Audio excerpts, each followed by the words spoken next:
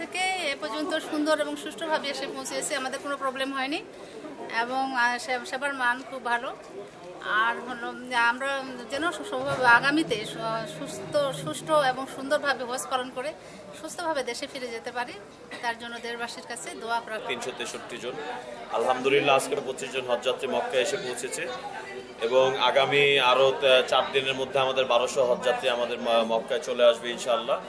আমরা ইনশাআল্লাহ চেষ্টা করছি বিগত বছরের চেয়েও এই বছর সেবার মান আরও উন্নত হবে আমাদের। বাংলাদেশ থেকে এসেছি এবং এই মিলিনিয়াম হোটেল আমাদেরকে স্বাগত জানিয়েছে এবং ওনাদের সেবায় আমরা প্রশংসা করছি এবং ধন্যবাদ দিচ্ছি। আগামীতে বেশি বেশি করে বাংলাদেশিদের এই হোটেলে আসার জন্য অনুরোধ করছি।